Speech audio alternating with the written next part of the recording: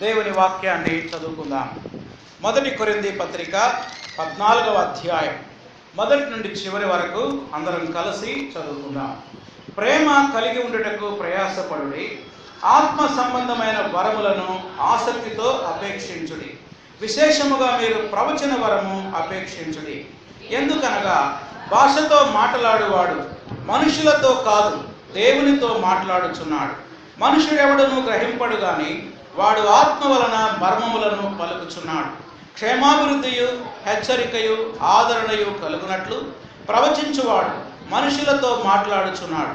భాషతో మాట్లాడువాడు తనకే క్షేమాభివృద్ధి కలుగజేసుకును గాని ప్రవచించువాడు సంఘమునకు క్షేమాభివృద్ధి కలుగచేయును. మీరందరూ భాషలతో మాట్లాడవలనని కోరుచున్నాను గాని మీరు ప్రవచింపవలనని మరి విశేషముగా కోరుచున్నాను. సంఘము క్షేమాభివృద్ధి పొందు నిమిత్తం భాషలతో మాట్లాడువాడు అర్థము చెప్పితేనే గాని వానికంటే ప్రవచించువాడే శ్రేష్ఠుడు. సహోదరులారా, ఆలోచించుడి. భాషలతో మాట్లాడుచు నేను మీ ఎద్దుకు వచ్చి సత్యమును బయలుపరచవలనైనను, జ్ఞానోపదేశము చేయవలనైనను, ప్రవచింపవలనైనను, బోధింపవలనైనను మీతో మాట్లాడకపోయిన ఎడల నా వలన మీకు ప్రయోజనమేమి? పిల్లన గ్రోవి గాని వీణె గాని నిర్జీవ వస్తువులు నాదమిచ్చినప్పుడు స్వరములలో భేదము కలుగజేయని ఎడల ఊదినది ఏదో మీటినది ఏదో ఎలాగూ తెలియను. మరియు బూర స్పష్టము కాని ధ్వని ఇచ్చినప్పుడు యుద్ధమునకు ఎవడు సిద్ధపడును? అలాగే మీరు స్పష్టమైన మాటలు నాలుకతో పలికితేనే గాని పలికినది ఎలాగూ తెలియను. మీరు గాలితో మాట్లాడుచున్నట్టుందరు. లోకమందు ఎన్నో విధములకు భాషలున్నను, వాటిలో ఒకటైనను స్పష్టము కానిదై ఉండదు. మాటల అర్థము నాకు తెలియకుండానే ఎడల మాట్లాడేవానికి నేను పరదేశిగా ఉండును, మాట్లాడువాడు నాకు పరదేశిగా ఉండును. మీరు ఆత్మ సంబంధమైన వరముల విషయమై ఆసక్తి గలవారు గనుక సంఘమునకు క్షేమాభివృద్ధి కలుగు నిమిత్తం అవి మీకు విస్తరించినట్లు ప్రయత్నము చేయుడి. భాషతో మాట్లాడేవాడు అర్థము చెప్పే శక్తి కలుగుటకై ప్రార్థన చేయవలెను. నేను భాషతో ప్రార్థన చేసిన ఎడల నా ఆత్మ ప్రార్థన చేయును గాని నా మనస్సు ఫలవంతంగా ఉండదు. కాబట్టి ఆత్మతో ప్రార్థన చేతును, మనసుతోనూ ప్రార్థన చేతును. ఆత్మతో పాడుదును, మనసుతోనూ పాడుదును. లేని ఎడల నీవు ఆత్మతో స్తోత్రము చేసినప్పుడు ఉపదేశం పొందనివాడు నీవు చెప్పుదానిని గ్రహింపలేడు గనుక నీవు కృతజ్ఞతాస్తులు చెల్లించినప్పుడు ఆమేన్ అని వాడు ఎలాగూ పలుకును? నీవైతే బాగుగానే కృతజ్ఞతాస్తులు చెల్లించుచున్నావు గాని ఎదుటివాడు క్షేమాభివృద్ధి పొందడు. నేను మీ అందరికంటే ఎక్కువగా భాషలతో మాట్లాడుచున్నాను, అందుకు దేవుని స్తుతించదను. అయినను సంఘములో భాషతో 10,000 మాటలు పలుకుట కంటే ఇతరులకు బోధ కలుగునట్లు నా మనసుతో 5 మాటలు పలుకుట మేలు. సహోదరులారా, మీరు బుద్ధి విషయమై పసిపిల్లలు కాక దుష్టత్వం విషయమై శిశువులుగా ఉండుడి, బుద్ధి విషయమై పెద్దవారులై ఉండుడి. అనే భాషలు మాట్లాడు జనుల ద్వారాను పరజనుల పెదవుల ద్వారాను ఈ జనులతో మాట్లాడుతును. అప్పటికైనా వారు నా మాట వినకపోవుదురని ప్రభువు చెప్పుచున్నాడని ధర్మశాస్త్రంలో రాయబడి ఉన్నది. కాబట్టి భాషలు విశ్వాసులకు కాదు, అవిశ్వాసులకే సూచకమై ఉన్నవి. ప్రవచించుట అవిశ్వాసులకు కాదు, విశ్వాసులకే సూచకమై ఉన్నది. సంఘమంతయు ఏకముగా కూడి అందరూ భాషలతో మాట్లాడుచు ఉండగా ఉపదేశం పొందిన వారు ఎవరైనా అవిశ్వాసులైన లోపలికి వచ్చిన ఎడల మీరు వెర్రి మాట్లాడుచున్నారని అనుకుందురు కదా. అయితే అందరూ ప్రవచించుచుండగా అవిశ్వాసి అయినా ఉపదేశం పొందని వాడైనా లోపలికి వచ్చిన ఎడల అందరి బోధ వలన తాను పాపినని గ్రహించి అందరి వలన విమర్శింపబడును. అప్పుడు అతని హృదయ రహస్యములు బయలుపడును. ఇందువలన దేవుడు నిజముగా మీలో ఉన్నాడని ప్రచురము చేయొచ్చు. అతడు సాగిలపడి దేవునికి నమస్కారము చేయడు. సహోదరులారా, ఇప్పుడు మీలో ఏమి జరుగుతున్నది? మీరు కూడి వచ్చినప్పుడు ఒకడు కీర్తన పాడవలని ఉన్నాడు, మరి ఒకడు బోధింపవలని ఉన్నాడు, మరి ఒకడు తనకు బయలుపరచబడినది ప్రకటన చేయవలని ఉన్నాడు, మరి ఒకడు భాషతో మాట్లాడవలని ఉన్నాడు, మరి ఒకడు అర్థము చెప్పవలని ఉన్నాడు. సరే, సమస్తమును క్షేమాభివృద్ధి కలుగుటకై జరగనీయుడు. భాషతో ఎవడైనా మాట్లాడితే 2 అవసరమైన ఎడల 3కి మించకుండా వంతుల చొప్పున మాట్లాడవలని, ఒకడు అర్థము చెప్పవలని. అర్థము చెప్పువాడు లేని ఎడల అతడు సంఘములో మౌనముగా ఉండవలను గాని తనతోనూ దేవునితోనూ మాట్లాడుకొనవచ్చును. ప్రవక్తలు 2-3 మాట్లాడవచ్చును, తక్కిన వారు వివేచింపవలను. అయితే కూర్చున్న మరి ఒకనికి ఏదైనా బయలుపరచబడిన ఎడల మొదటివాడు మౌనముగా ఉండవలని. అందరూ నేర్చుకున్నట్లు, అందరూ హెచ్చరిక పొందినట్లును మీరందరూ ఒకరి తర్వాత ఒకడు ప్రవచింపవచ్చును. మరియు ప్రవక్తల ఆత్మలు ప్రవక్తల సేవకుల స్వాధీనంలో ఉన్నవి. అలాగే పరిశుద్ధుల సంఘము అన్నిటిలో దేవుడు సమాధానికై కర్త గాని అల్లరి కర్త కాడు. స్త్రీలు సంఘములో మౌనముగా ఉండవలెను. వారు లోబడి ఉండవలసిందే గాని మాటలాడుటకు వారికి సెలవు లేదు. ఏలాగు ధర్మశాస్త్రము చెప్పుచున్నది, వారు ఏమైనా నేర్చుకున్న గోరిన ఎడల ఎంట తమ తమ భర్తలను అడగవలెను. సంఘములో స్త్రీ మాటలాడుట అవమానం. దేవుని యొక్క వాక్యము మీ యొద్దకు నుండి బయలువెళ్ళిన మీ యొద్దకు మాత్రమే వచ్చిన ఎవడైనను తాను ప్రవక్త అయినను ఆత్మ సంబంధమైనను తలంచుకొని ఎడల నేను మీకు రాయిచున్నవి ప్రభు యొక్క ఆజ్ఞలను ఎదురు దృఢముగా తెలుసుకునవలెను. ఎవడైనను తెలియని వాడైతే తెలియని వాడుగానే ఉండనిమ్ము. కాబట్టి నా సహోదరులారా, ప్రవచించుట ఆసక్తితో అపేక్షించుడి, భాషలతో మాట్లాడుట ఆటంకపరచకుడి, కానీ సమస్తమును మర్యాదగాను క్రమముగాను జరగనీయుడి. తల్లు వచ్చండి, ప్రార్థన చేసుకుందాం. ప్రేమమయుడ మా ప్రియ పరలోకపు తండ్రి, ఈ యొక్క ఉదయకాల సమయంలో ఇంతవరకు పాటలు పాడి మీ నామాన్ని స్తుతించాం. మీ జీవవాక్యాన్ని మేము ధ్యానం చేయబోతూ ఉండగా మీ వాక్కుల ద్వారా మీరు మాతో మాట్లాడండి. మాకు అవసరమైన వర్తమానాన్ని ఈ 14వ అధ్యాయం ద్వారా మాతో మాట్లాడమని, నిలబడిన మీ దాసుని బలపరిచి మా ఆత్మలకు దీవెనకరంగా వాడుకోమని యేసు నామములో అడుగుతున్నాం తండ్రి, ఆమేన్. దేవునికి స్తోత్రం. ప్రభునందు ప్రియమైన సహోదరి సహోదరులారా, అపోస్తలుడైన పౌలు ఆత్మ సంబంధమైన వరాల గురించి 3 అధ్యాయాల్లో రాశాడని మనం చూసాం. ఏమేంటి చెప్పగలరా? 12, 13, 14 అధ్యాయాల్లో 12, 13, 14 అధ్యాయాల్లో ఆత్మ సంబంధమైన వరాల గురించి చెప్పాడు. 12వ అధ్యాయం 31వ వచనం చూడండి. 12వ అధ్యాయం 31వ వచనం, కృపావరములలో శ్రేష్టమైన వాటిని ఆసక్తితో అపేక్షించండి. చాలా కృపావరాలు చెప్పి అంటున్నాడు, ఈ వరాలన్నిటిలో ఏ వరమైతే శ్రేష్టమైనదో దానినే మీరు కోరుకొనండి అంటున్నాడు. మరి ఏది శ్రేష్టమైంది? అది 14వ అధ్యాయంలో చెప్పాడు. తర్వాత సర్వోత్తమమైన మార్గం మీకు తెలియజేస్తానన్నాడు. ఆ మార్గం ఏమిటో 13వ అధ్యాయంలో చెప్పాడు. కనుక 31వ వచనంలో 2 అధ్యాయాల సారాంశం ఇమిడి ఉన్నది. 13వ అధ్యాయం ఏమో సర్వోత్తమమైన మార్గము. అదేం మార్గం? ప్రేమ మార్గం. అది పోయిన ఆదివారం మనం చూసాం. 31వ వచనంలో శ్రేష్టమైన వరాన్ని అపేక్షించమన్నాడు. ఏ వరం శ్రేష్టమైనది? ప్రవచన వరము. శ్రేష్టమైన వరం ఏంటి? ప్రవచన వరం. ప్రవచన వరం ఎందుకు శ్రేష్టమైనదో, ఎలా శ్రేష్టమైనదో 14వ అధ్యాయంలో పౌలు వివరించాడు. కనుక 14వ అధ్యాయం అంతా ఏంటంటే అన్ని వరాలలో ప్రవచన వరం శ్రేష్టమైనది అని తెలియచేశాడు. అది ఎందుకు శ్రేష్టమైనదో, దానివల్ల సంఘం ఎలా దీవించబడుతుందో చెప్పాడు. నిజానికి కొరింథీ సంఘం, నేను ప్రారంభం నుంచి చెప్తూ వచ్చా, అది పెంతెకొస్తు సంఘం. అంటే భాషలకు అత్యధిక ప్రాధాన్యత ఇచ్చేటువంటి సంఘం. కొరింథీ సంఘంలో అందరూ భాషలతో మాట్లాడుతూ ఉంటారు. ఆదివారం ఆరాధనకు వచ్చారంటే చాలు, అయిపోయిన దాకా ఎట్లా పడితే అట్లా భాషలు మాట్లాడుతూ ఉంటారు. ఏం జరుగుతుందో అర్థం కాదు అసలు. కేవలం భాషలు మాట్లాడటమే కాదు, మాకు భాషల వరం ఉన్నదని ఉప్పొంగుతూ ఉంటారు. అంత మాత్రమే కాదు, ఎవరైతే భాషలు మాట్లాడలేదో వాళ్ళని చిన్న చూపు చూస్తారు, వాళ్ళని తక్కువగా అంచనా వేస్తారు. సో ఇలాంటి దురభిప్రాయంలో ఉన్న సంఘాన్ని సరిచేయడానికి పౌలు ఈ అధ్యాయం రాశాడు. ఏమంటున్నాడంటే, భాషలు మాట్లాడే వరం మీరు ఉన్నది కదా, అయితే భాషల వరం కంటే ప్రవచన వరం చాలా శ్రేష్టమైనది. భాషల వరం కంటే ప్రవచన వరం చాలా శ్రేష్టమైనది. విచారం ఏంటంటే, ఈనాడు పెంతెకొస్తు సహోదరులు కూడా భాషల వరమే శ్రేష్టమైనదని భావిస్తూ ఉన్నారు. అందుకే సంఘములో అందరినీ భాషలు మాట్లాడమని వారు ప్రోత్సహిస్తూ ఉంటారు. వాళ్ళ దృష్టిలో భాషల వరం చాలా శ్రేష్టమైనది. కానీ బైబిల్ అలా చెప్పట్లేదు. 14వ అధ్యాయం సారాంశం అంతా ఒకటే, భాషల వరము కంటే ప్రవచన వరమే శ్రేష్టమైనది. అది ఎందుకు శ్రేష్టమైనదో 1 నుంచి 25 వచనాలలో పౌలు గారు ప్రస్తావించాడు. సుమారు 25 వచనాలు రాశాడు.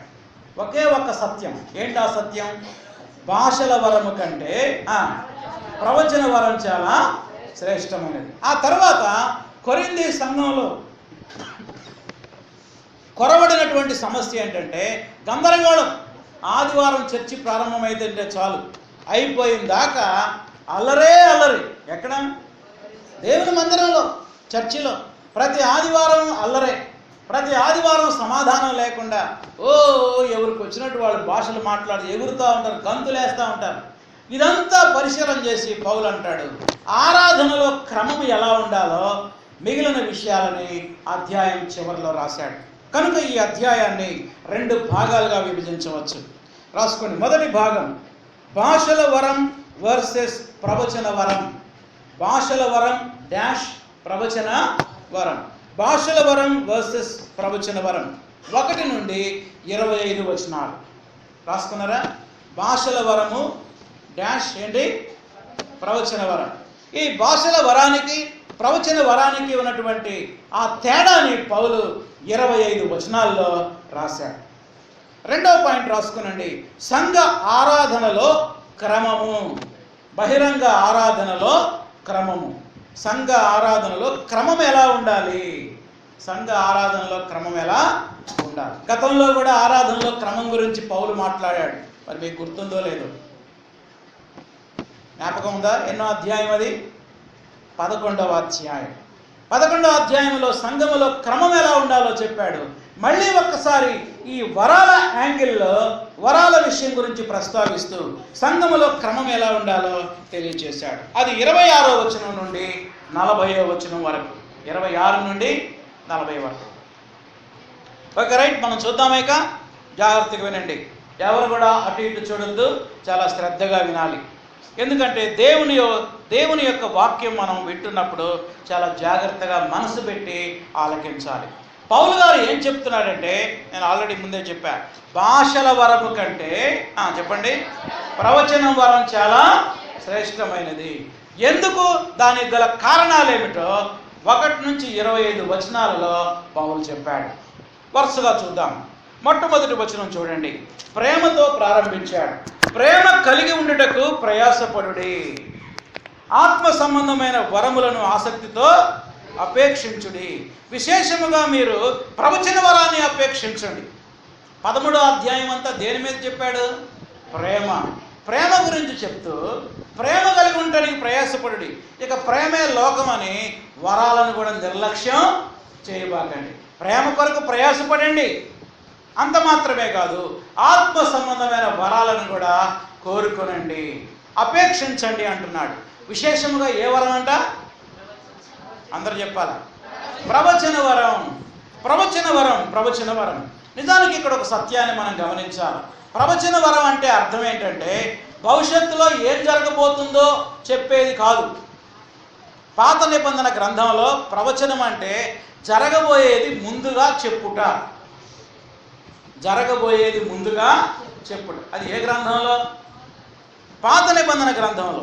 కానీ క్రొత్త నిబంధన గ్రంథంలోకి వచ్చేసరికి జరగబోయేది ముందుగా చెప్పడం కాదు.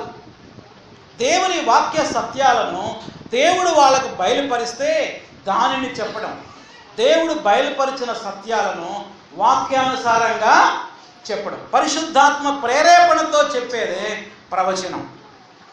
ప్రవచనం అనగానే రేపు మీ ఇంట్లో దొంగలు పడతారు అని చెప్పేది కాదు, లేదా మీరు రేపు యాక్సిడెంట్ కాబోతుంది అని చెప్పేది కాదు, రేపు మీకు ₹1,00,000 లాటరీ తగలబోతుంది అని చెప్పేది కాదు, మీకు మగపిల్లాడు పుడతాడు అని చెప్పేది కాదు. చాలామంది ఈ దినాల్లో ఇలాంటి ప్రవచనాలు చెప్పి సంఘాలను మోసం చేస్తున్నారు, గలిబిలి చేస్తూ ఉన్నారు ప్రియులారా. కానీ సత్యం ఏంటంటే ప్రవచనము అనంటే దేవుని ఆత్మ ప్రేరేపణతో దేవుని వాక్యాన్ని స్పష్టంగా బోధించుట. దేవుని ఆత్మ ప్రేరేపణతో, ఆత్మావేశముతో ఆల్రెడీ దేవుడు బయలుపరిచిన సత్యాలనే దేనితో చెప్పడం?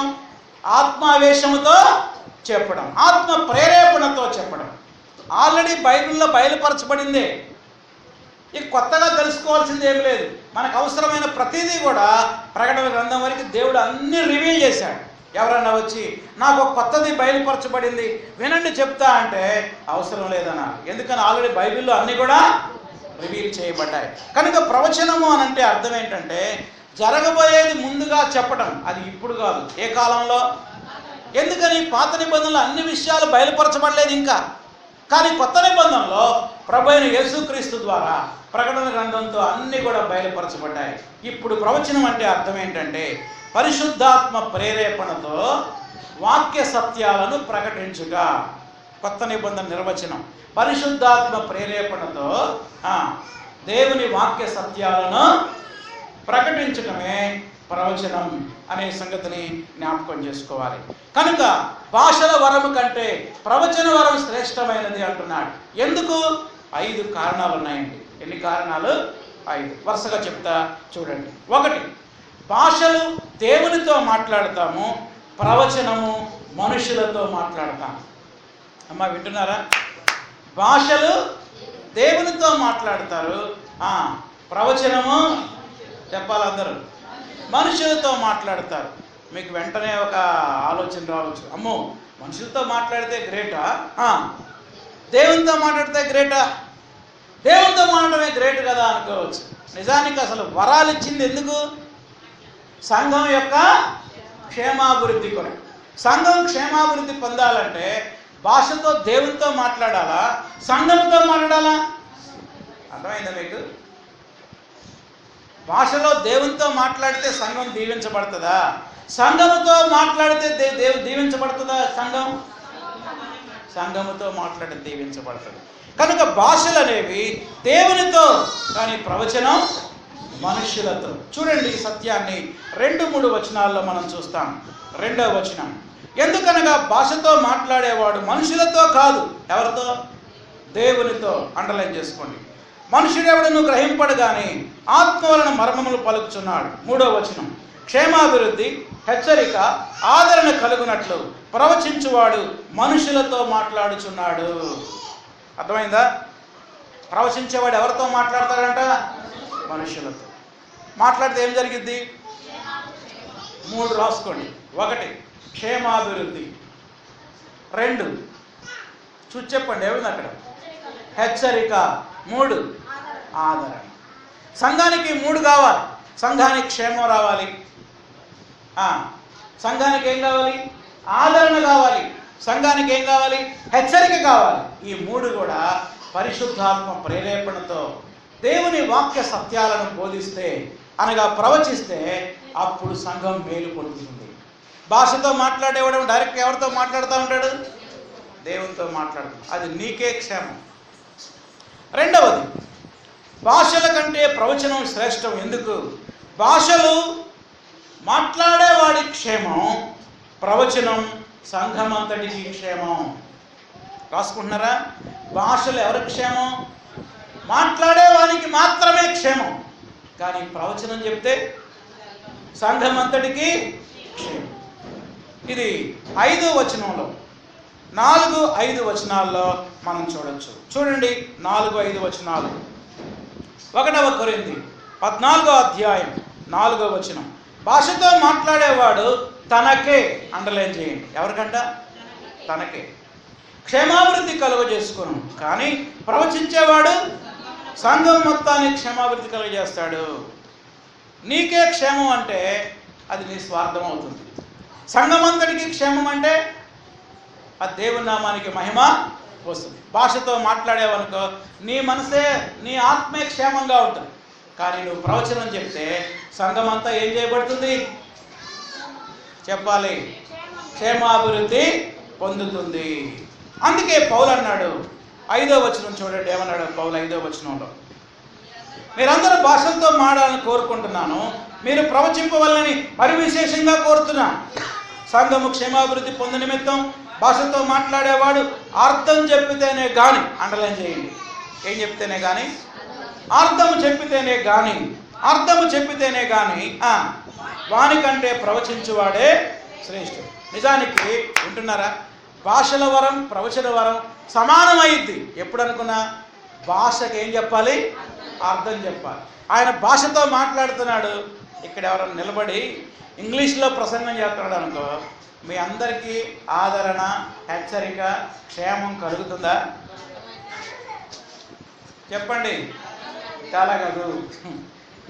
ఒకవేళ ఆయన ఇంగ్లీష్లో చెప్తా ఉంటే పక్కన నేను తెలుగులో చెప్తున్నాను అనుకో, అప్పుడేమైంది? ఆయన చెప్పింది నేను తెలుగులో అర్థం చెప్పాను అనుకో, ఏమైంది? సంఘానికి పౌలు చెప్తుంది అదే. నువ్వు భాషతో మాట్లాడేవాడు అర్థం చెప్పితే తప్ప ప్రవచనమే చాలా శ్రేష్టమైనది. అంటే భాషతో మాట్లాడే వాళ్ళకి అర్థం చెప్పాలి. అర్థం చెప్పకపోతే అది తక్కువే అవుతుంది. దేనికంటే? ప్రవచనం కంటే. నెక్స్ట్, మూడవ సత్యం, భాషలు అర్థం కావు, ప్రవచనం స్పష్టంగా అర్థమవుతుంది. మూడో పాయింట్ ఏంటి? భాషలు ఎవరికి అర్థం కావు, మరి ప్రవచనం అందరికీ స్పష్టముగా అర్థమవుతుంది అని చెప్తున్నాడు. 6వ వచనం నుండి 13వ వచనం వరకు, 6 నుండి 13 వచనాల్లో భాషలతో మాట్లాడితే ఎవరికి అర్థమైందండి? ఎవరికి అర్థం కాదు. అదే ప్రవచనం చెప్పేవరకు సంఘములో ప్రతి ఒక్కరికి ఏమవుతుంది? అది అర్థమవుతుంది. కాబట్టి ప్రవచన వరం భాషల వరం కంటే శ్రేష్టమైంది అనడానికి మూడవ కారణం ఏంటంటే, భాషలేమో అర్థం కావు, ప్రవచనం అయితే అందరికీ అర్థమవుతుంది. ఈ సత్యాన్ని చెప్పడానికి 4 ఉదాహరణలు ఉపయోగించాడండి పౌలు. ఎన్ని ఎగ్జాంపుల్స్? 4. రాసుకోండి. 1, ఏ పౌలు మాట్లాడిన భాష. ఏంటి పౌలు మాట్లాడిన భాష? చూడండి, 6వ వచనం చదువుతున్నాను నేను. సహోదరులారా ఆలోచించండి, భాషలతో మాట్లాడుతూ నేను మీ వద్దకు వచ్చి సత్యాన్ని బయలుపరచాలని కానీ, జ్ఞానోపదేశం చేయాలని కానీ, ప్రవచింపవలనని కానీ, బోధింపవలనని కానీ మీతో మాట్లాడకపోతే నా వలన మీకు ప్రయోజనం ఏమి? ఒకవేళ నేను కొరింథీ సంఘంలో సంవత్సరంన్నర ఉన్నా, మీ మధ్య సంవత్సరంన్నర వేరే భాషలో మాట్లాడుతున్నాను అనుకో, నా వల్ల మీకేమైనా ప్రయోజనమా? ఏం ప్రయోజనం లేదు. మీరందరూ మాట్లాడే భాష నేను కూడా మాట్లాడాను, నేను ప్రవచించాను, దేవుని వాక్య సత్యాలు మీకు అర్థమయ్యే భాషలో చెప్పాను కాబట్టి మీకు నా వల్ల ప్రయోజనం ఉంది. ఒకవేళ నేను భాషలో చెప్తే మీకేం ప్రయోజనం లేదు అంటున్నాను. కనుక పౌలు మాట్లాడిన భాష అందరికీ అర్థమయ్యేదా? అర్థం కానిదా? అర్థమయ్యేది. 2వ ఉదాహరణ, సంగీత వాయిద్యాలు.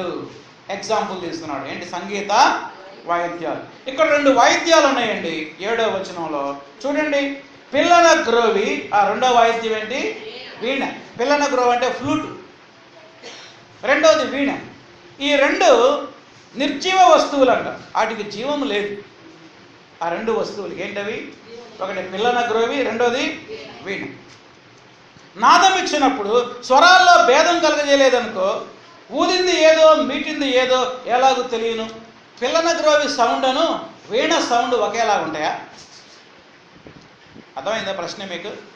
2 స్వరాల్లో ఏముంది? భేదం ఉన్నది. అర్థమైంది? 2 ఏముంది అంటే 2లో స్పష్టత ఉన్నది. వీణ వీణలాగానే మోగుతుంది, ఫ్లూటు పిల్లన గ్రోవి లాగానే. అంటే 2టికి కూడా స్పష్టత ఉంది. వినగానే మనకు అర్థమైంది, ఓహో ఇది ఫ్లూట్ వాయించాడు, ఇక్కడేం వాయించాడు? వీణనే వాయించాడు. అర్థమవుతుందా లేదా మనకి?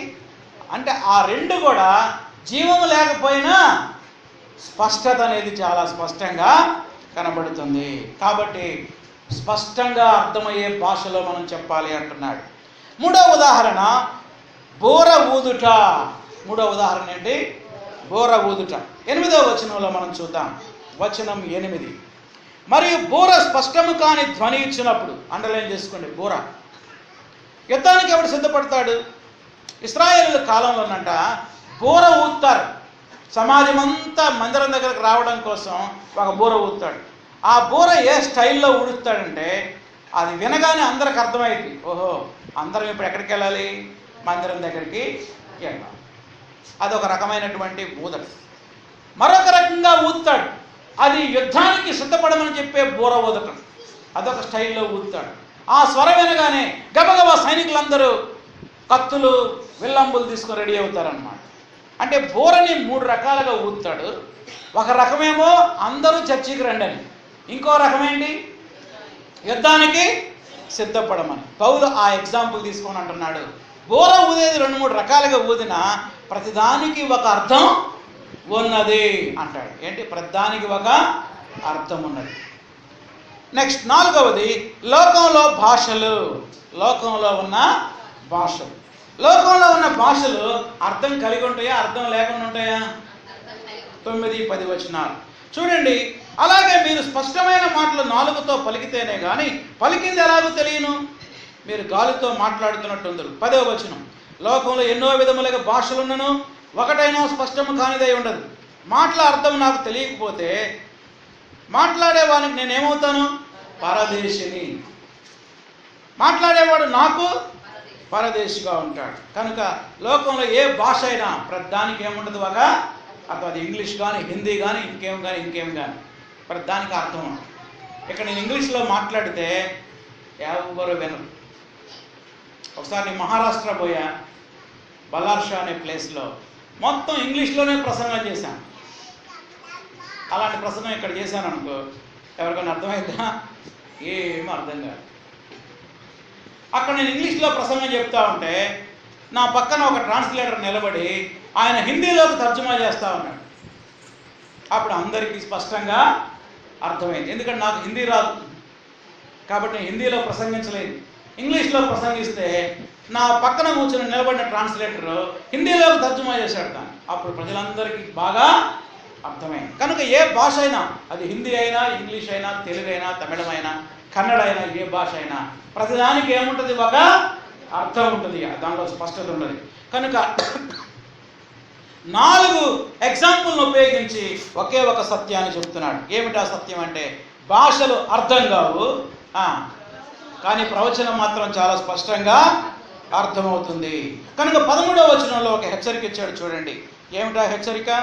భాషతో మాట్లాడేవాడు అర్థం చెప్పే శక్తి కలుగుటకై ప్రార్థన చేయవలెను. కొరింథీ సంఘంలో 10ల సంఖ్యలో ఉన్నారండి భాషలు మాట్లాడేవాళ్ళు.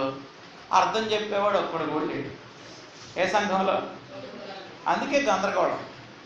భాషతో టగటగటగడగా మాట్లాడతాడు.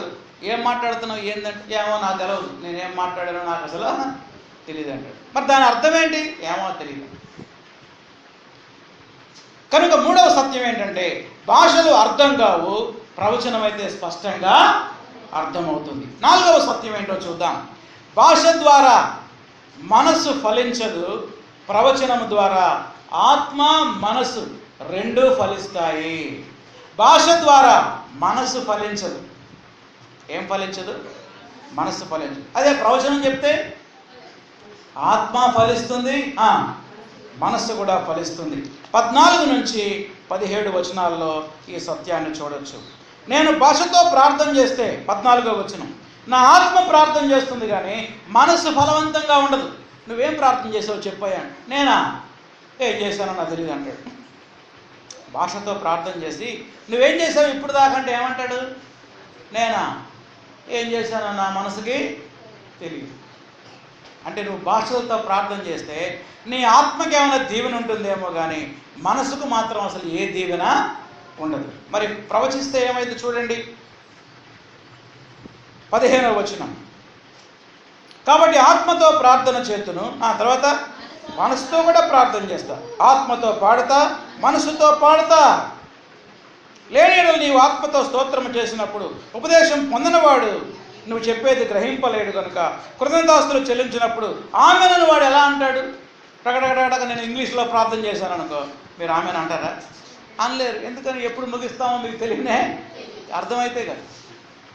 అలాగే వాడు భాషతో టగటగట ప్రార్థన చేస్తున్నాడు, ఆమెను ఎప్పుడు అలా అర్థం కావట్లా. ఎందుకని? భాష అర్థమైతే అర్థం అవడానికి. ఎదుటివానికి ఏ మాత్రం అర్థంగానే కాదు. పౌలు ఎగ్జాంపుల్ చూడండి. పౌలు కూడా అంటున్నాడు, తన ఉదాహరణ చెప్తున్నాడు. 18వ వచనం, నేను మీ అందరికంటే ఎక్కువ భాషలు మాట్లాడతా. మీరు అనుకుంటున్నారేమో నాకు భాషలు బాగా వచ్చని గర్వపడుతున్నారేమో. పౌలు అంటున్నాడు, ఏంది మీకు వచ్చింది? మీకంటే ఎక్కువ నేను మాట్లాడుతా అంటున్నాడు. అయినను చదవండి, సంఘములో భాషతో 10,000 మాటలు మాట్లాడే కంటే ఇతరులకు బోధ కలుగునట్లు. ఎన్ని మాటలు? అది చెప్పమ్మా, ఎన్ని మాటలు? 6 7? 5 చాలు అంటున్నాడు. అర్థం కాకుండా 10,000 మాటలు మాట్లాడే కంటే, అమ్మ వింటున్నారా? అర్థమయ్యేటట్టు ఎన్ని చెప్తే చాలంట. కొంతమంది ప్రసంగాలు ఉంటాయి, అర్థం కాకుండా 2 గంటలు చెబుతారు. అర్థమయ్యేటట్టు 10 నిమిషాలు చెప్పినా చాలు. పౌలు చెప్పింది అదే. అర్థం కాకుండా నేను 10,000 మాటలు చెప్పే కంటే వేరు వేరు భాషల్లో మీకు అర్థమయ్యే భాషలో 5 మాటలు చెప్తే చాలు అన్నాడు. చివరి పాయింట్ ఏంటంటే, భాషలు అవిశ్వాసులకు సూచన, ప్రవచనము విశ్వాసులకు సూచన. చెప్పండి. భాషలు అవిశ్వాసులకు సూచన, ప్రవచనం విశ్వాసులకు సూచన. 20 నుండి 25 వచనాలు. 20 నుండి 25 వచనాలు బైబిల్ చూడండి. 1 కొరింథీ 14వ అధ్యాయం 20 నుండి. సహోదరులారా, బుద్ధి విషయమై పసిపిల్లలుగా కాక దుష్టత్వం విషయమై శిశువులుగా ఉండండి, బుద్ధి విషయమై పెద్దవారులై ఉండండి. పాపం విషయంలో చిన్నోళ్ళగా ఉండాలి, కానీ నీతి విషయంలో ఎలా ఉండాలి? పెద్దవాళ్ళగా ఉండాలి. అంటే అర్థం ఏంటంటే చిన్నతనం నుంచి పెద్దవాళ్ళమైనట్టుగా పాపాన్ని పూర్తిగా మనం విసర్జించి నీతిలో పరిశుద్ధతలో పెద్దవాళ్ళగా మనం మారాలని చెప్తున్నాడు. చెప్తూ పాత నిబంధనలో ఒక వచనాన్ని కోట్ చేశాడు. 21వ వచనం. అన్య భాషలు మాట్లాడడం ద్వారా, జనుల ద్వారా, పరజనుల పెదవుల ద్వారా ఈ జనులతో మాట్లాడుదును, అప్పటికైనా వారు నా మాట వినకపోదురని ప్రభువు చెప్పుచున్నాడని ధర్మశాస్త్రంలో రాయబడింది. ఎక్కడ రాయబడింది ఇది? మరి చెప్తారా? రెఫరెన్స్ రాసుకోండి. యెషయా గ్రంథం 28వ అధ్యాయం 13వ వచనం. అక్కడే బైబిల్లో రాసుకోండి. ఎన్నో వచనం దగ్గర? 21వ వచనం దగ్గర. యెషయా గ్రంథం 28వ అధ్యాయం 13వ వచనం.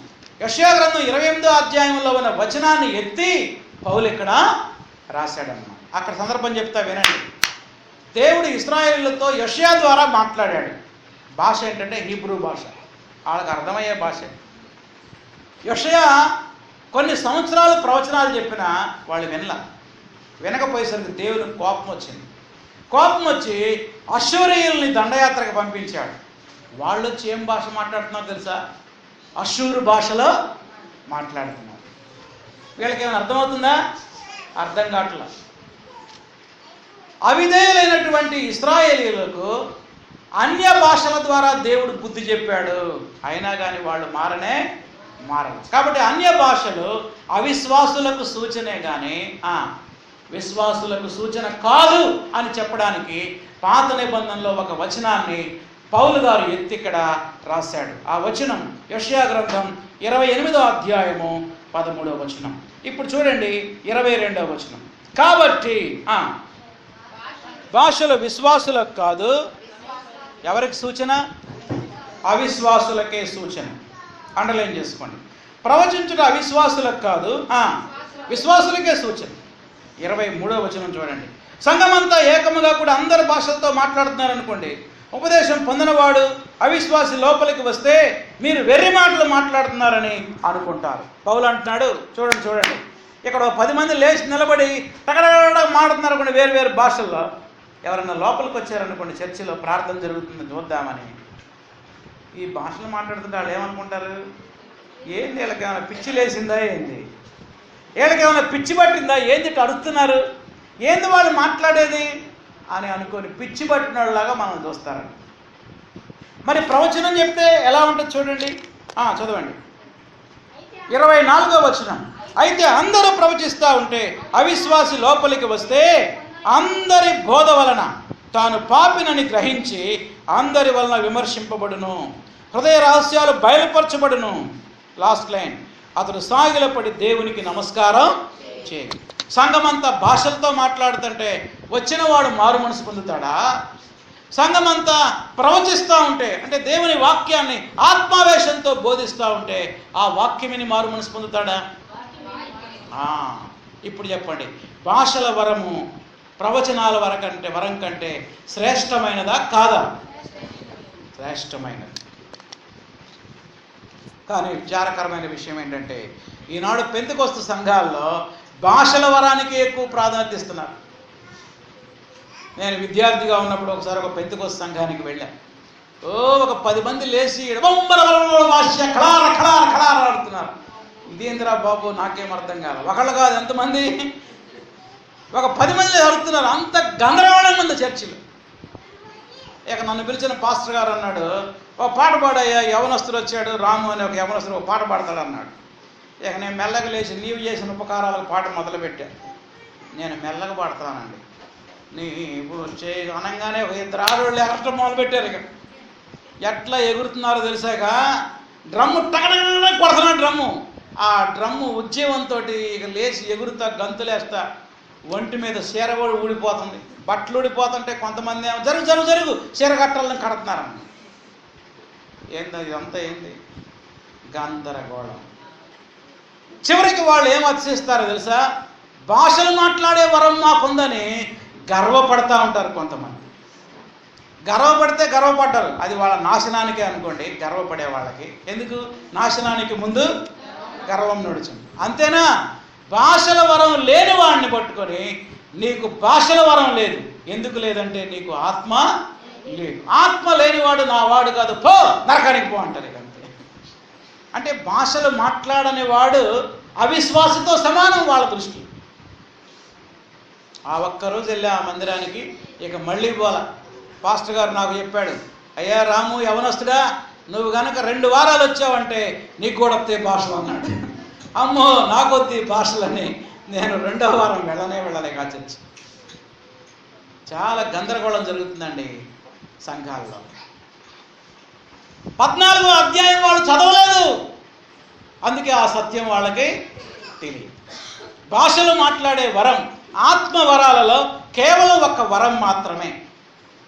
అది అందరికీ ఉండాల్సిన అవసరం లేదు. అయినా భాషలు మాట్లాడే వరం కంటే ప్రవచన వరమే చాలా శ్రేష్టమైనది. సేమ్ పెంతెకొస్తు సంఘం ఎలా ఉందో ఈరోజు ఆనాడు కొరింథీ సంఘం కూడా సేమ్ టు సేమ్ అలా. కనుక మొదటి 25 వచనాలలో పౌలు ఏం చెప్తున్నాడు? భాషల వరము కంటే ప్రవచన వరమే శ్రేష్టమైనది. అందరు చెప్పండి. కాబట్టి మనం ఏం కోరుకోవాలి? ప్రవచన వరాన్నే కోరుకోవాలి. నేను కూడా నిలబడి నీ వాక్యం చెప్పే శక్తి నాకు ఇయ్యయ్యా, ఆ ధైర్యం ఇయ్యయ్యా, ఆ ప్రేరేపణ నాకు ఏమైనా అడుగు. దేవుడు నిన్ను కూడా వాడుకుంటాడు ఆయన సమయం వచ్చినప్పుడు. రైట్, 2వ టాపిక్లోకి వద్దాం. ఇక 26వ వచనం నుంచి 40 వరకు ఏం చెప్తున్నాడు? సంఘ ఆరాధనలో క్రమము. ఏంటి? సంఘ ఆరాధనలో క్రమం. దీన్ని మనం 3 భాగాలుగా చూద్దాం. ఎన్ని భాగాలు? 3. రాసుకోండి. లేకపోతే 1 వరాలు ఉపయోగించే విధానము. వరాలు ఉపయోగించే విధానం. సంఘములో వరాలని ఎలా ఉపయోగించాలో కొరింథీ సంఘాన్ని సెట్ రైట్ చేస్తున్నాడు పౌలు ఇప్పుడు. ఎలా? మొట్టమొదట భాషలు. చూడండి 26 నుండి 28 వచనాలు. భాషలు మాట్లాడితే ఎలా మాట్లాడాలో చెప్తున్నాడు. 26వ వచనం. సహోదరులారా, ఇప్పుడు మీలో ఏం జరుగుతుంది? మీరు కూడి వచ్చినప్పుడు ఒకడు కీర్తన పడాలనుకుంటున్నాడు, 2వ వాడు బోధించాలనుకుంటున్నాడు, 3వ వాడు బయలుపరచబడింది మాట్లాడాలనుకుంటున్నాడు, 4వ వాడు భాషతో మాట్లాడాలనుకుంటున్నాడు, 5వ వాడు అర్థం చెప్పాలనుకుంటున్నాడు. సరే, సమస్తమును క్షేమాభివృద్ధి కలుగుటకే జరగనేది. భాషతో ఎవడైనా మాట్లాడితే 2, అవసరమైతే 3 వంతుల చొప్పున మాట్లాడాలి. అంటే ఒకేసారి భాష అనకూడదు. ఒకరి తర్వాత ఒకరు అందరూ ఒకసారి అరిస్తే సమాధానంగా ఉండదా మందిరం? నేను ఒక్కడిని అరిస్తేనే గందరగోళం ఉంది మీకు. ఈ అరుపు 10 మంది అరిస్తే మాట్లాడరేందండి? ఎట్లా ఉండదు ఆరాధనక? గందరగోళంగా ఉంటుంది. పౌలు అంటున్నాడు, మాట్లాడాలని కూడా మాట్లాడు. వంతుల చొప్పున ఒకళ్ళ తర్వాత మరొకరు, వాళ్ళ తర్వాత ఇంకొకళ్ళు, వాళ్ళ తర్వాత ఇంకొకరు. తర్వాత చూడండి 27వ వచనం. ఒకడు అర్థము చెప్పవలెను. 28వ వచనం. అర్థం చెప్పేవాడు లేడనుకో వాడు మౌనంగా ఉండవలెను. ఉందా అక్కడ? మౌనం ఉండవలెను. అది కనుక 26 నుంచి 30 వచనాలలో భాషల వరం ఎలా ఉపయోగించాలో చెప్తున్నాడు. మాట్లాడాలనుకుంటే ఒకేసారి మాట్లాడొద్దు, ఒకళ్ళ తర్వాత ఒకళ్ళు మాట్లాడండి. దానికి ఇంకో కండిషన్ ఉంది. అర్థం చెప్పేవాడు ఉంటేనే మాట్లాడండి. అర్థం చెప్పేవాడు ఎవడు లేకపోతే మాట్లాడతాం ఎందుకు? నోరు మూసుకొని కూర్చోండి. మీరు మనసులో మాట్లాడుకోండి దేవుడితో, ఎవరికి ఏ ప్రాబ్లం ఉండదు అని తెలియ చెప్పాడు. 2వ వరం ఏంటి? ప్రవచన వరం. ప్రిఫరెన్స్ రాసుకోండి. భాషల వరం ఎక్కడి నుంచి ఎక్కడి దాకా? 26 నుంచి 28 వరకు. బి ప్రవచన వరం 29 నుండి 33 వరకు. ప్రవచనాలు చెప్పేవాళ్ళు ఉన్నారా సంఘంలో? అలాగైతే ఎలా ఉండాలి? 29 నుంచి ప్రవక్తలు 2-3 మాట్లాడవచ్చు. తక్కిన వారు ఏం చేయాలి? వివేచించాలి. అండర్లైన్ చేసుకోండి. ఎందుకు వివేచించాలంటే అప్పుడు కొత్త నిబంధన లేదండి. కేవలం వాళ్ళ పుస్తకం ఏంటి? బైబిల్. పాత నిబంధనే, కొత్త నిబంధన లేదు వాళ్ళు. కాబట్టి వివేచించాలి అంటే ఇతడు చెప్పేది వాక్యానుసారంగా ఉందా, వాక్యానికి వ్యతిరేకంగా ఉన్నదా అని నువ్వు వివేచన చేయాలి. ఆ ప్రవచనాలు కూడా ఒకేసారి నిలబడి 3 ప్రసంగాలు చేయకూడదు. ఎలా చేయాలో చూడండి. 30వ వచనం. అయితే కూర్చున్న మరి ఒక్కనికి ఏదైనా బయలుపరచబడితే మొదటివాడు మౌనంగా ఉండాలి. అందరూ నేర్చుకున్నట్లు, అందరూ హెచ్చరిక పొందినట్లు ఒకని తరువాత ఒకడు ప్రవచించాలి. అండర్లైన్ చేయండి. అవి భాషలైనా ప్రవచనాలైనా ఒకేసారి కాదు చెప్పాల్సింది. చెప్పండి ఎలా? ఒకరి తర్వాత ఒకరు. 32వ వచనం. ప్రవక్తల ఆత్మలు ప్రవక్తల స్వాధీనంలో ఉన్నవి. అండర్లైన్ చేయండి ఆ మాట. ఇది చాలా ప్రాముఖ్యమైనది. దేవుడు నన్ను ప్రవచనం చెప్పమన్నాడని చెప్పి టగడగడగడగా చెప్పేది. ప్రవక్తల ఆత్మలు ఏం చేయాలంట? స్వాధీనంలో ఉన్నాయి. నిజంగా నీలో పరిశుద్ధాత్మ దేవుడు ఉంటే నువ్వు కంట్రోల్ తప్పిపోకూడదు. నీ ప్రేరేపణ నువ్వేం చేసుకోవాలి? కంట్రోల్ చేసుకోవాలి. ఒకళ్ళు ఆల్రెడీ మాట్లాడుతున్నారు, మాట్లాడిన దాకా ఆగవా నువ్వు? మనమేడ ఆగుతాం? కొరింథీ సంఘంలో ఆగట్లా. అందుకేనండి అవతల వ్యక్తి మాట్లాడిన దాకా ఆగు.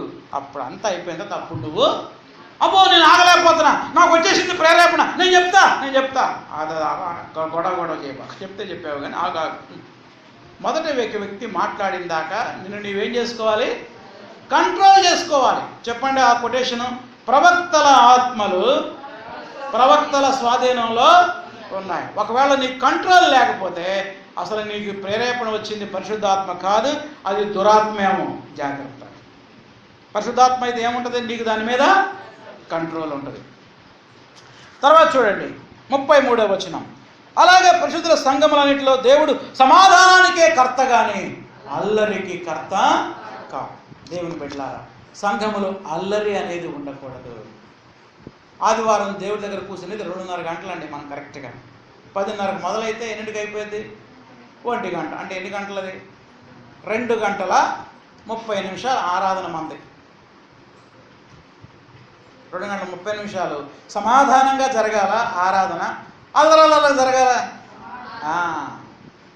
దేవుడు సమాధానానికే కర్త కానీ అల్లరి కర్త. అల్లరి జరుగుతుందంటే ప్రేరేపణ సైతాన్ నుంచి వచ్చింది.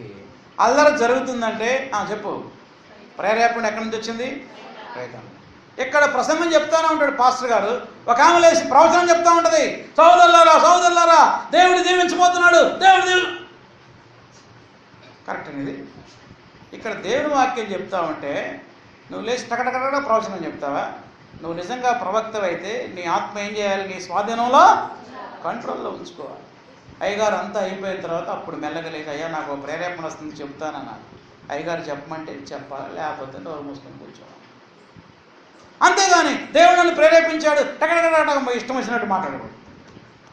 నెక్స్ట్, ఇప్పుడు దాకా సంఘములో వరాలు ఉపయోగించే విధానం ఏంటో మనం చూసాం. కొరింథీ సంఘంలో సమాధానం లేకపోవడానికి, అల్లరి లేకపోవడానికి మరొక కారణం ఏంటంటే స్త్రీలు. లాస్ట్ నెంబర్ 2, సంఘములో స్త్రీలు. స్త్రీలు కూడా భయంకరమైన అల్లరి చేస్తున్నారు సంఘంలో. ఏ సంఘంలో? కొరింథీ సంఘం. చూడండి 34 నుంచి 36 వరకు. స్త్రీలు సంఘములో మౌనముగా ఉండవలెను. అండర్లైన్ చేయండి. సంఘంలో స్త్రీలు ఎలా ఉండాలంట? వారికి లోబడవలసిందే కానీ మాట్లాడుటకు వారికి సెలవు లేదు. ధర్మశాస్త్రం కూడా ఇలాగే చెప్తుంది. నేను చెప్పడమే కాదు, పౌలు అంటున్నాడు. ఎవరు చెప్తున్నారు? ధర్మశాస్త్రం అంటే బైబిల్ కూడా ఇలాగే చెప్తుంది. దేవుని వాక్యాన్ని ఉపదేశిస్తున్నప్పుడు స్త్రీలు మాట్లాడకూడదండి. కొంతమంది టగటగా మాట్లాడుతూ ఉంటారు. ఇక్కడ అయ్యగారు ప్రసంగం చెప్తానే ఉంటారు. వాళ్ళు ఏదేదో అటు చెప్తాడా, ఎటు చెప్తాడా, ఏదో అటు చెప్తున్నాడు, ఇది కరెక్టేనా? ఏంది కొత్తగా చెబుతున్నాడు, ఎప్పుడు మనం వినలేదని పక్క వాళ్ళని గిల్లుతూ ఉంటారు. అంటే ఏం జరుగుతుంది అక్కడ? అల్లరి జరుగుతుంది. అంటే నువ్వు డిస్టర్బ్ అయ్యావు, పక్క వాళ్ళని కూడా ఏం చేస్తున్నావు? చూడు చూడు ఏం చెబుతున్నాడు, చూడు ఏం చెబుతున్నాడు చూడు. ఎప్పుడన్నా విన్నాము మనం? ఏంది ఆయన చెప్పేది అట్లా చెబుతున్నాడు? ఇట్లాంటి మాటలు మాట్లాడకూడదు. సంఘములో స్త్రీలు ఎలా ఉండాలి? మౌనంగా ఉండాలి. ఈ మాట ఎవరు చెప్పారంట? పౌలు అంటున్నాడు, నేనే కాదు, ప్రత్యేకించి సిద్ధాంతపరమైన విషయాలను బోధిస్తున్నప్పుడు స్త్రీలు అసలు మాట్లాడకూడదు. ఎందుకు బైబిల్ ఏం చెప్తుంది? మొదట ఆదాము సృష్టింపబడ్డాడు, తర్వాతే అవ్వ సృష్టింపబడింది. ఆదాము మోసపరచబడలేదు, కానీ ఎవరు మోసపరచబడ్డారు? మీకు ఒక సంగతి చెప్పనా, ఈ రోజుల్లో ఉన్న అబద్ధ బోధలన్నీ కూడా స్త్రీలతో ప్రారంభించబడినవే. ఏ బోధలు? అబద్ధ బోధలు. ఎందుకనంటే స్త్రీలు తొందరగా ఆకర్షింపబడతారు ఆ బోధలకి. ఏ బోధలకి? అబద్ధ బోధలు. బలహీనులు కదా పాపం, బలహీనులు కాబట్టి త్వరగా ఆకర్షింపబడతారు. అందుకనే సంఘములో తాను ఎక్కడో విన్నది, తాను ఎక్కడో చూసింది ఎడకొచ్చి చెప్పకూడదు. అది నిజమో కాదో నీకు తెలియదు. తెలియనప్పుడు ఏం చేయాలి? సంఘములో మౌనంగా ఉండాలి. మరి ఏం చేయాలో చెప్తున్నాడు చూడండి. తర్వాత వచనం చూస్తున్నారా? బైబిల్ 35వ వచనం.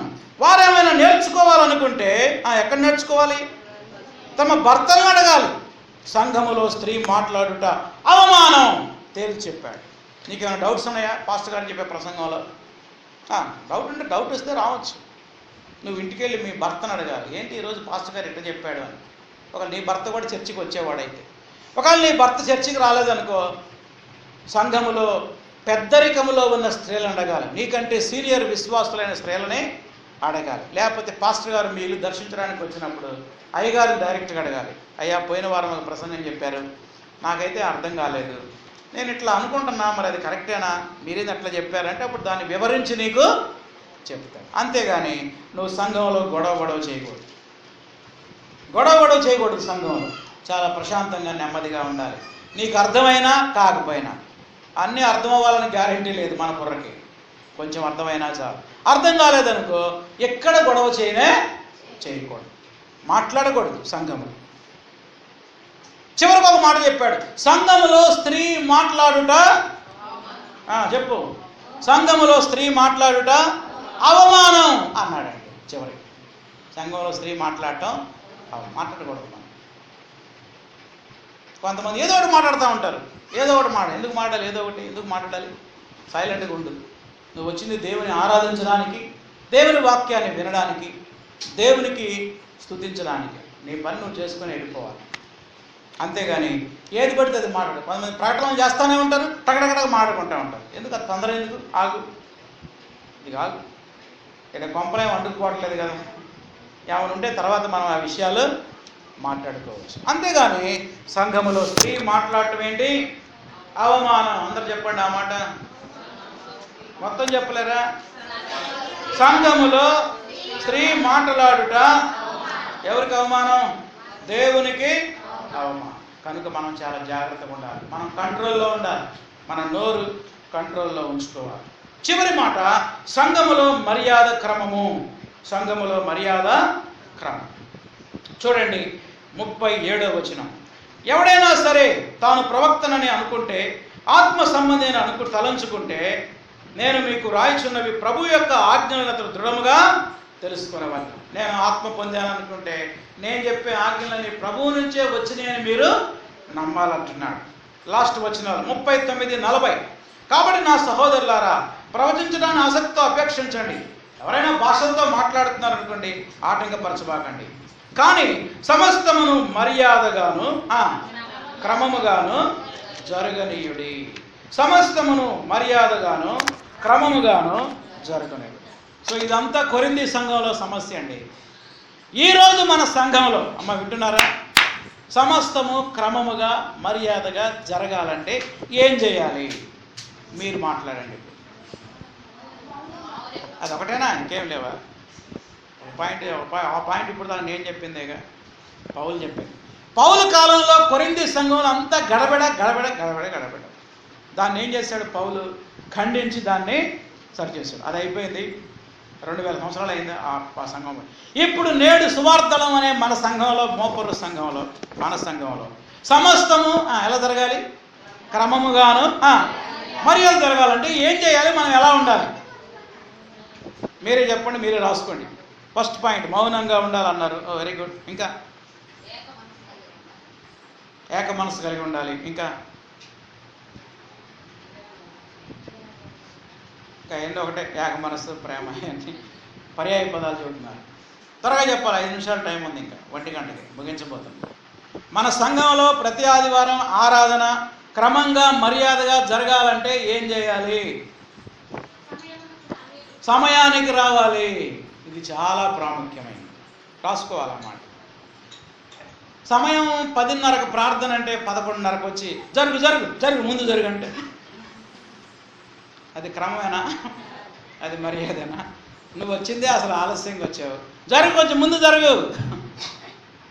నేను కూర్చోవద్దు, జరుగు జరుగు అంటే ఇక్కడ ఆరాధన జరుగుతూనే ఉంది, పాటలు జరుగుతూనే ఉన్నాయి. రావడమే ఆలస్యం, వచ్చి మళ్ళీ ఏం చేస్తుంటారు కొంతమంది? గడబడి చేస్తాం. అలా చేయకూడదు. సాధ్యమైనంత వరకు సమయానికి రావడానికి ప్రయత్నం చేయాలి. ఇంకా వెరీ గుడ్, మంచి మాట చెప్పారు. మన సంఘంలో ఎవరితో పక్క పెట్టమ్మా, పక్క సంఘాల సంగతి మనకు అనవసరం. కొరింథీ సంఘం గురించి కూడా మనకు అనవసరం, అయిపోయింది. సూత్రం ఏంటో నేర్చుకున్నాం మనం. ఏ సంఘం నుంచి? మన సంఘంలో, సువార్తల సంఘం, మోపర్రు సంఘంలో సమస్తము క్రమముగా మర్యాద ఉండాలంటే ఏం చేయాలి? 2 పాయింట్లు చెప్పారు ఇప్పుడు దాకా నాకు. 1 మౌనముగా ఉండాలి అన్నారు. రెండోది ఏమన్నారు? సమయానికి రావాలన్నారు. మరి రావాలి, మరి కరెక్టే. ఇంకా ఇంకా త్వరగా చెప్పాలి, మాట్లాడాలి. మీరు టైం అయిపోతుంది, ఓన్లీ 5 మినిట్స్, 4 నిమిషాలు. చెప్పు. ఎవరు చెప్పినప్పుడు? దైవ సేవకుడు దేవుని వాక్యం చెప్తా ఉన్నప్పుడు, ఒక విషయాన్ని చెప్పినప్పుడు దాన్ని ఏకీభవించాలి, కానీ ఎదురు మాట్లాడకూడదు. చాలా ప్రాముఖ్యమైనది. ఏం మాట్లాడకూడదు? రాసుకోండి. ఒకవేళ ఏమైనా సలహా చెప్పాలనుకుంటే ఇప్పుడు చెప్పకూడదు. ఎప్పుడు చెప్పాలి మరి? దేవుని మందిరం అంతా అయిపోయిన తర్వాత, అట్లా కాకుండా ఇట్లా అయితే బాగుంటుందయ్యా అని అనుకుంటున్నానని చెప్పాలి. అంతేగాని మందిరంలో నువ్వు గడగడ మాట్లాడకూడదు, ఎదురు మాట్లాడకూడదు. ఇంకా చెప్పాలి. ఇంకా అంతేనా? ఏం లేవా? అంటే మన సంఘం చక్కగా సమస్తము క్రమముగా మర్యాద జరుగుతుందా? ఇంకేమైనా అమర్యాదలు ఉన్నాయా? ఏంటమ్మా చెప్పండి. ప్రకటన ఏదైనా చేసేటప్పుడు అందరూ ఒకేసారి మాట్లాడకూడదు, ఒకళ్ళ తర్వాత ఒకళ్ళు మాట్లాడాలి. తర్వాత వినండి, ఒక ప్రకటన చేస్తున్నామంటే ఇక్కడ అంత అనాలోచితంగా ఎవరు చేయరు. ముందుగా అన్ని విషయాలు తెలుసుకొని ఇతరులని సంప్రదించి ఏం చేయాలని డిసైడ్ అయిన తర్వాత ఇక్కడ ప్రకటన. ఉదాహరణకి రేపు దీపావళి రోజున గురువారం స్త్రీల కూడి క్యాన్సిల్ చేశాం. దానికంటే ముందు సంఘ పరిచారకురాలు మరియమ్మక్కతో నేను మాట్లాడి, అక్క ఏం చేద్దాం మరి, రేపు గురువారం స్త్రీల కూడికలో బయట ఏం పేలుస్తారు? బాంబులు పేలుస్తారు. మరి ఏం చేద్దాం? జరిగిద్దామా, క్యాన్సిల్ చేద్దామా అంటే మేమిద్దరం ఆలోచన చేసి పాస్టర్ గారితో కూడా మాట్లాడి క్యాన్సిల్ చేస్తే మంచిదిలేగా, ఎవరికైనా మళ్ళీ ప్రమాదం జరిగితే బాగుంటుందని క్యాన్సిల్ చేశాం. చూసారా? అంటే ఈ ప్రకటన చేయడం వెనక ఏం జరిగింది? ఆలోచన అనేది. ఇదేదో అనాలోచితంగా చేసే ప్రకటన కాదు. ఇక స్టేజ్ మీద మనం మాట్లాడుతున్నామంటే ఏదో ఒక్కడే చేసే నిర్ణయాలు కావు. ఆ విషయం మనం అర్థం చేసుకొని చేయగానే ఎందుకు క్యాన్సిల్ చేశారు, నేను ఒక్కదాన్ని వచ్చి ప్రార్థన చేసుకునేదాన్ని కదా, తలుపులు తీసుంటే మేము ముగ్గురం వచ్చి చేసుకుంటాం కదా. ఇవన్నీ ఏం మాట్లాడిన అనాలోచితమైన మాట. సో నాయకుల్ని మనం నమ్మాలి. నాయకులు ఏం చేసినా కానీ ప్రార్థనాపూర్వకంగా సంఘక్షేమం కోసమే చేస్తారు అనేటువంటి ఆ ఒపీనియన్, ఆ నమ్మకం అనేది మనకు ఉండాలి. రైట్, మంచి మాట చెప్పారు. ఇంకా అసలు నేను కొన్ని రాసుకున్నా ఎవరు చెప్పట్లా, నేను కొన్ని ప్రిపేర్ అయ్యి వచ్చా, ఎవరైనా చెప్తారేమో అనుకుంటే ఎవరు చెప్పట్లా. ఏందండి ఎవరు చెప్పరు? సరే నేను చెప్పేస్తాను, టైం అయిపోయింది. పిల్లలు ఏడ్చినప్పుడు బయటికి తీసుకెళ్ళాలి. పిల్లలు ఏడ్చినప్పుడు ఏం చేయాలి? ఒకవేళ అలాగే ఏడుస్తూ ఉంటే చూస్తూ కూర్చున్నాం అనుకో ఏమైంది? అందరు మనసు ఎటు తిరిగిద్ది ఇప్పుడు? పిల్లలు ముందుకు వచ్చి ఆడుకుంటూ ఉంటారు. వాళ్ళతో మనం కూడా బోలాట ఆడుకుంటా ఉంటాం. అందరూ ఆ బోలాట చూస్తూ ఉంటారు. అసలే చిన్నపిల్లలు చాలా ముద్దుగా ఉంటారు. అసలు చిన్నపిల్లలంటేనే చాలా అందంగా ఉంటారు. కనుక మన పిల్లల్ని చాలా జాగ్రత్తగా ఉంచుకోవాలి. ఒకవేళ ఏడిపించారు, అది సహజమే. పిల్లలంటేనే ఏడుస్తారు, పిల్లలంటేనే అల్లరి చేస్తారు. పిల్లలు ఏడవగానే బయటకు తీసుకెళ్ళాలి. బాగా ప్రార్థన చేసుకొని రావాలి. చర్చిలో ఏమాత్రం డిస్టర్బెన్స్ లేకుండా సహాయం చేయకూడదు. అవసరమైతే వాళ్ళ కడుపు నిండా తిండి పెట్టి చక్కగా నిద్రపుచ్చారు. అలాగే పిల్లలు ఏడ్చారులే అని కూర్చున్నాం అనుకో, ఏమైంది మరి? క్రమంగా మర్యాదగా ఉంటుంది. చెప్పులు చూడు ఎక్కడ పడితే అక్కడ ఇడుస్తారు. వాటిని ఏం చేయాలి మరి? క్రమంగా విడవాలి, ఒక క్రమమైన పద్ధతులు. తర్వాత ప్రార్థన అనగానే అందరూ కళ్ళు పూసుకోవట్లా, కొంతమంది కళ్ళు తెరిచి చూస్తారు. అది క్రమమా అక్రమమా? మాట్లాడరేందండి, గట్టిగా చెప్పాలా? ప్రార్థన అనగానే అందరం ఏం చేయాలి? ప్రార్థన కొంతమంది లేచిపోతూ ఉంటారు. అబ్బా, అప్పుడు దాకా కూర్చొని కూడా ప్రార్థన అనగానే అబ్బా అందరు కళ్ళు పూస్తారు, లేచిపోతా. అది కూడా క్రమం కాదు. అదేంటి?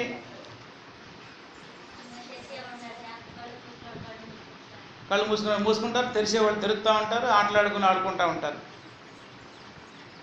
తర్వాత పిల్లలతో ఆడుకుంటూ ఉంటారు. వచ్చి చర్చిలో పిల్లలతో ఆడుకోవడానికి మనం వచ్చింది కాదు. ఆడుకోవాలి పిల్లలతో, ఇంటి దగ్గర చక్కగా ఆడుకోవాలి. తర్వాత సెల్ ఫోన్ రాగానే లేచిపోతారు. అది క్రమమా అక్రమమా? అసలు సెల్ ఫోన్ ఎందుకు తేవాలండి చర్చికి? ఏమో 2.5 గంటలు ఫోన్ రాకపోతే ఏమైనా ప్రమాదమా? ఇక్కడ ఎవరన్నా ప్రధానమంత్రి ముఖ్యమంత్రులు ఉన్నారా? ఎవరన్నా? వాళ్ళకి అవసరం. ఎందుకంటే ఎప్పుడు ఫోన్లు వస్తూ ఉంటాయి. మనం మంత్రులం కాదు, ప్రధానమంత్రి ముఖ్యమంత్రులం కాదు. వచ్చేటప్పుడు ఆ సెల్ ఫోన్ ఇంటి దగ్గర పెట్టారు. ఫోన్ రాగానే జన్మని లేచిపోతూ ఉంటారు. ప్రార్థన జరుగుతూ ఉంటుంది, పాటలు పాడుతూ ఉంటారు. ఇక నీ మనసేమై నువ్వు లేచిపోవడం వల్ల మిగతా వాళ్ళందరికీ ఏమవుతుంది? డిస్టర్బెన్స్ అవుతుంది. కొంతమంది ప్రార్థనలోనే చెప్పు ప్రార్థనలో ఉన్నానులే, మళ్ళీ చేయొచ్చు కదా, సరే చేస్తే చెప్పు, పెద్దగా మాట్లాడుతూ ఉంటారు. ఎవరి సంగతి ఆడలే. ఇది క్రమమేనా? మాట్లాడరేంటి? క్రమం ఏమాత్రం కాదు. క్రమం నేర్చుకోవాలి. మనం దేవుని సన్నిధిలో ఉన్నాం, చాలా భయభక్తులు కలిగి జీవించాలి, చాలా జాగ్రత్తగా ఉంచాలి. ఇంకొక అక్రమాన్ని నేను చూశాను. ఎవరైనా పాట పాడుతున్నారు అనుకోండి, పక్క నవ్వుకుంటూ ఉంటారు కొంతమంది. అది క్రమమేనా? ఎంత విచారం అది. ఒకళ్ళు పాట పాడుతూ నువ్వు నవ్వుతావు అంటే నీకేం లేదు అసలు, భయమో. ఒకవేళ ఆ పాట తప్పే పాడుతున్నారేమో, ఆ పాట అంతా తప్పే పాడుతున్నారేమో, పాపం వాళ్ళకి రాదు, నీకేం బాగా వచ్చు, అంత మాత్రం నవ్వుతావా? నవ్వకూడదు. నీకు అంత ప్రేమ ఉంటే వాళ్ళ ఇంటికి వెళ్ళి ఒక పాట నేర్పు, 1 గంట సేపు. ఒకళ్ళు పాడుతుంటే ఇంకొకళ్ళు నవ్వడం, ఒకళ్ళు సాక్ష్యం చెబుతుంటే కొంతమంది గురువు నవ్వుతూ ఉంటారు, పొగ. ఎందుకంటే నవ్వుతారు? ఇంక 2వ సారి నిలబడ్డ వాళ్ళు సాక్ష్యం చెబుతారా? చెప్పరు కదా. So be careful. సంఘంలో క్రమము మర్యాద చాలా అవసరం. ఇవి నేను రాసుకున్న పాయింట్. ఇంకెవరిని ఉంటే చెప్పండి, క్లోజ్ చేద్దాం. పాస్టమ్మ గారు ఏమైనా చెబితే చెప్పచ్చు.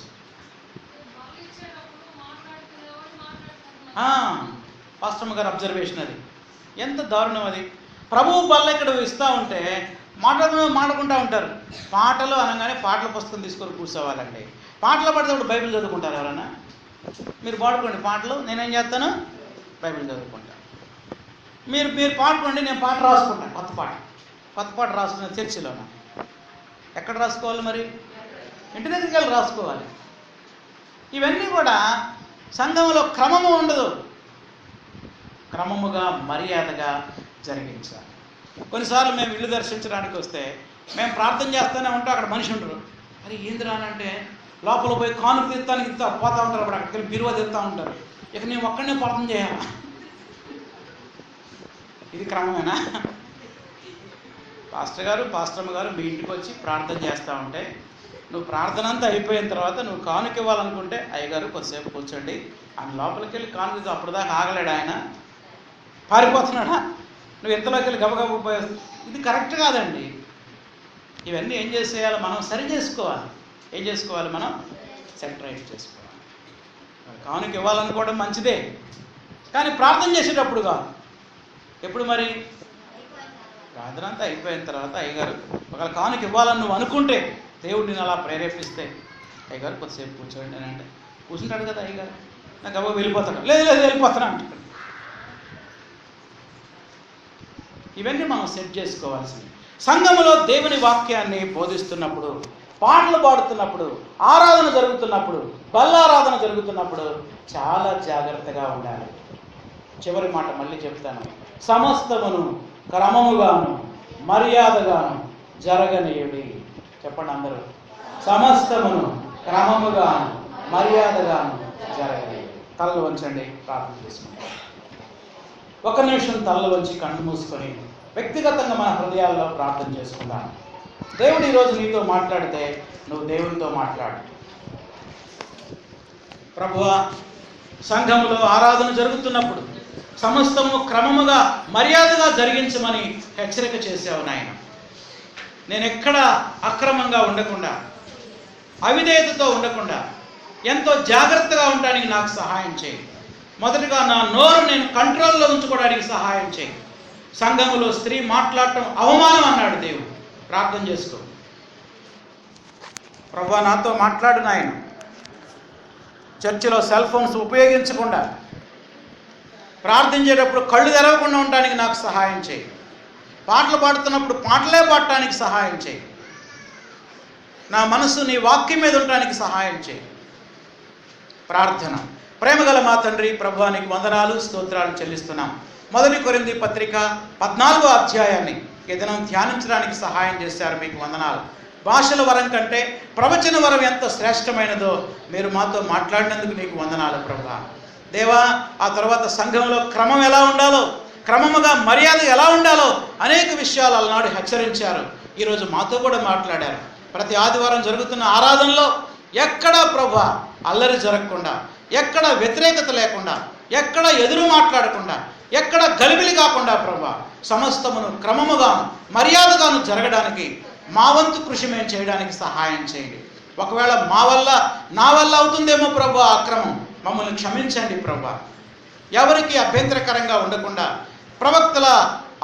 ప్రవక్తల స్వాధీనంలో ఉన్నాయన్నావు ప్రభువా. మా ఆత్మను మేము స్వాధీనంలో ఉంచుకోవడానికి, మా ఆవేశాన్ని అదుపులో ఉంచుకోవడానికి, మా నోరు మేము కంట్రోల్లో ఉంచుకోవడానికి సహాయం చేయండి. క్షేమాన్ని, భద్రతను మీరు మాకు అనుగ్రహించమని ఈ శ్రేష్టమైన సమయం మాకు ఇచ్చినందుకు వందనాలు. రాబోయే దినాల్లో సమస్తము క్రమముగా మర్యాదగా మా ఆరాధన, మా కూడికలు జరిగే కృపనిమ్మని యేసు నామములో అడుగుతున్నాం తండ్రి. ఆమేన్. ప్రవేశ రక్తమునకు జయం, అపవాది క్రియలకు లయం. ప్రవేశ రక్తమునకు జయం, అపవాది క్రియలకు లయం. ప్రవేశనామునకు సంపూర్ణ విజయం, అపవాది క్రియలకంత నాశనం. హల్లెలూయా, స్తుతి స్తోత్రం. ఆమేన్. మన తండ్రి అయిన దేవుని ప్రేమ, ప్రభు అయిన యేసుక్రీస్తు కృప, పరిశుద్ధాత్మ అన్యోన్య సహవాసం ఇప్పుడు ఎల్లప్పుడూ సదాకాలం మనందరికీ తోడై ఉండును గాక. ఆమేన్.